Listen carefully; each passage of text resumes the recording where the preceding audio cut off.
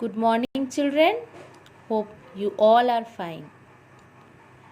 तो बच्चों आज हम क्लास 3 हिंदी रीडर बुक से पहला चैप्टर करेंगे जिसका शीर्षक है दो हम सबको यह वरदान। आप देख सकते हैं इस शीर्षक में जो एक शब्द है वरदान।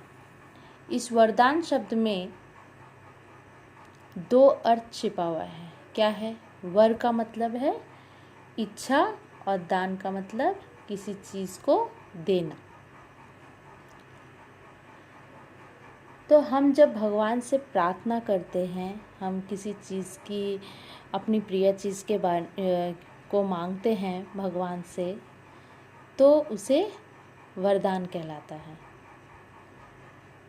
जैसे आप देख रहे हैं दो बच्चे यहाँ पे खड़े हैं हाथ जोड़े हुए। तो इन पिक्चर में आप क्या देख रहे हैं कि दो बच्चे ईश्वर से प्रार्थना कर रहे हैं। ये बच्चे ईश्वर से क्या प्रार्थना कर रहे हैं आज हम इस कविता में जानेंगे। तो आइए शुरू करते हैं। आदि शक्ति ईश्वर है एक, केवल उनके नाम अनेक। प्रभु ने रचा एक इंसान, फिर क्यों ऊंच नीच असमान। समझे सत्य मिले वह ज्ञान, दो हम सबको यह वरदान। मानव मानव एक समान, एक पिता की सब संतान। जाति वंश सब एक समान, नर और नारी एक समान। भेद मिटे छूटे अज्ञान, दो हम सबको यह वरदान। तो बच्चों इस कविता में हम धीरे धीरे एक एक पंक्ति को पढ़ेंगे। पहला पंक्ति में हम फिर से पढ़ते हैं। क्या है? आदि शक्ति ईश्वर है एक, केवल उनके नाम अनेक। प्रभु ने रचा एक इंसान, फिर क्यों ऊंच नीच असमान। यहाँ आदि का मतलब क्या है? आदि का मतलब है आरंभ, और ईश्वर का मतलब भगवान।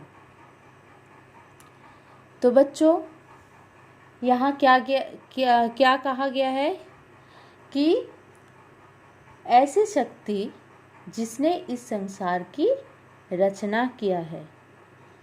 किसने रचना की है इस संसार की? ईश्वर ने, भगवान ने।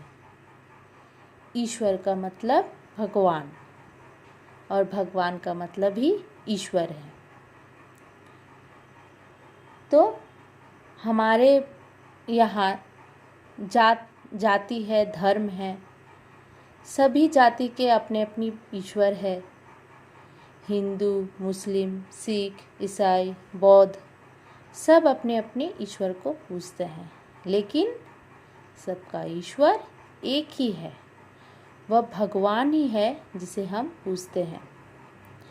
आपने एक कहावत सुनी है कि सबका मालिक एक है। इसका मतलब क्या है? हमारा मालिक कौन है? भगवान।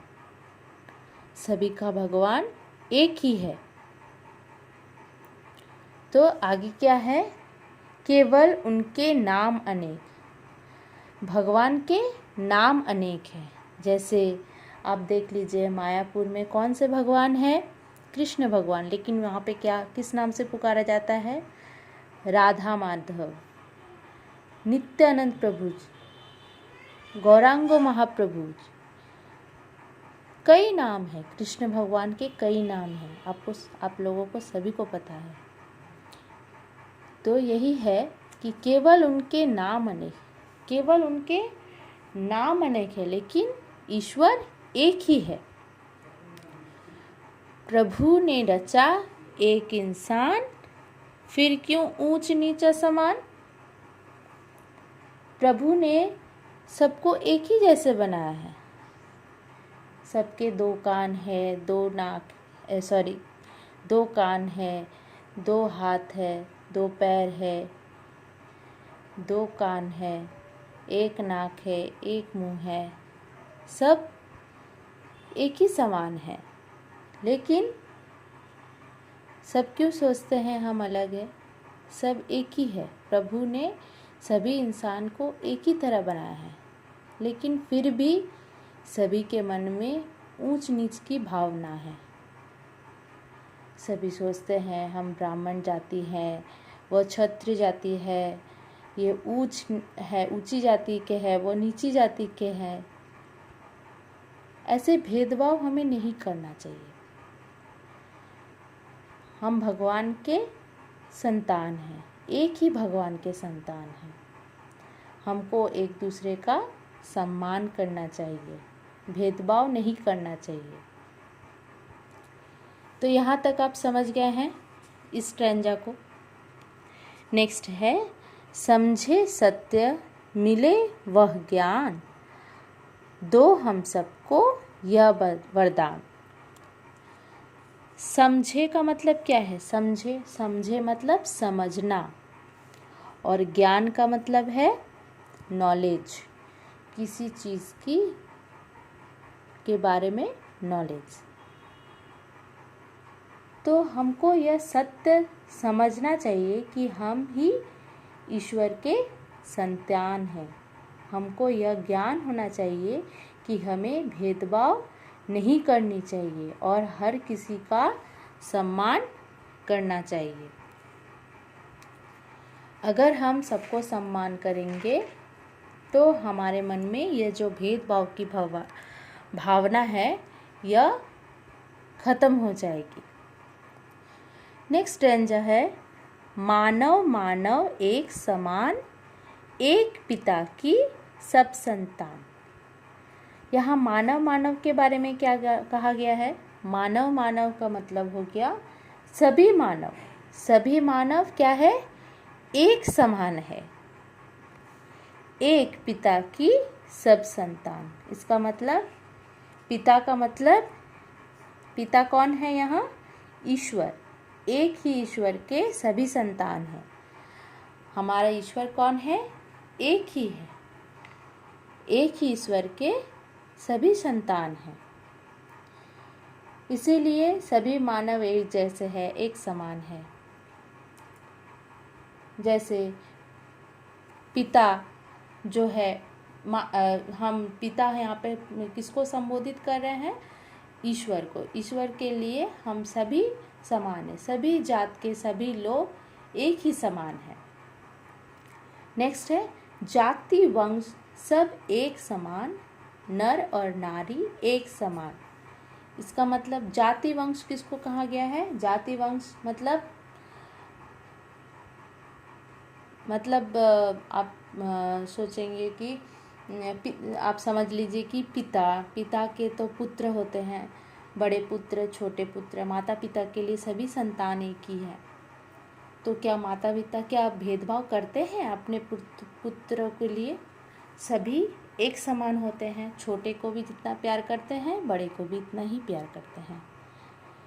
तो माता के लिए, पिता के लिए सब एक ही प्रकार है। सब बच्चों को एक ही तरह का प्यार देते हैं, एक समान प्यार करते हैं। वैसे भगवान भी हमको एक समान ही प्यार करते हैं, सबको सम्मान देते हैं। भगवान हमको एक समान ही देखते हैं, किसी के भेदभाव नहीं करते हैं। नर और नारी एक समान। नर का मतलब है पुरुष और नारी का मतलब स्त्री। यहाँ पुरुष और स्त्री को भी एक समान ही देखा गया है। बच्चों, आप देखते हैं घर में मम्मी या पापा बेटों को बहुत ज़्यादा प्यार करते हैं बेटियों से, लेकिन हमें ऐसा नहीं करना है। अगर हुआ होगा भी, आपको इसके बारे में बोलना चाहिए कि नहीं, हमें भेदभाव नहीं करना, हम लोग दोनों एक समान है, नर नारी एक समान। हमारे अंदर जब छोटे से ही भेदभाव की भावना हो जाएगी तो हमें बड़े होकर कोई सिखा नहीं सकेगा। लेकिन यही भेदभाव हमको छोटे से ही सीख लेनी है। हमें यह जानना है कि हमें किसी से भेदभाव नहीं करनी है, सभी को एक समान ही देखना है। कोई ऊंच जाति नीच जाति का नहीं होता है, सभी एक ही ईश्वर के संतान हैं, मतलब हम सब एक हैं। नेक्स्ट है भेद मिटे छूटे अज्ञान। भेद मिटे मतलब सबका जो भेदभाव है उसको हमको मिटाना है। हमारे अंदर जो भेदभाव की भावना है उसे हमको दूर करना है। और हमारे अंदर जो अज्ञान है कि हम ऊंची जाति के हैं और नीची जाति के हैं, यह आप इससे दूर ही रखिए। हमें यह ज्ञान दे। तो बच्चों, यह प्रार्थना कर रहे हैं भगवान से कि भगवान यह हमें ज्ञान दे कि हम सभी को एक ही दृष्टि से देखें, हम सभी को एक समान ही देखें।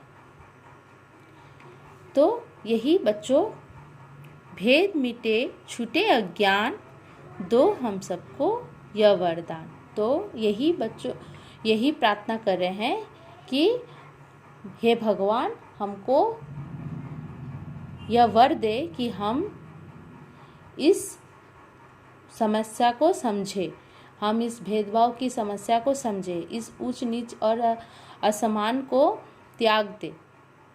इसी प्रकार बच्चों, इस कविता में भगवान से यही प्रार्थना कर रहे हैं कि भगवान हमें ऐसा वरदान दे कि हम सभी के साथ प्रेम पूर्वक रहे, सबका सम्मान करे, सबको स्नेह करे। ठीक है, इस तरह से ये कविता यहीं पर समाप्त होती है। तो इस कविता को बार बार पढ़ना है। इस वीडियो को देखते हुए इस कविता को आपको कॉपी में लिख लेना है और पढ़ते रहना है। आज हम इस कविता को डिटेल्स में समझा दिए हैं। नेक्स्ट क्लास में हम आपको इसके अभ्यास करवाएंगे। तब तक के लिए इतना ही। Stay home, stay safe. Thank you.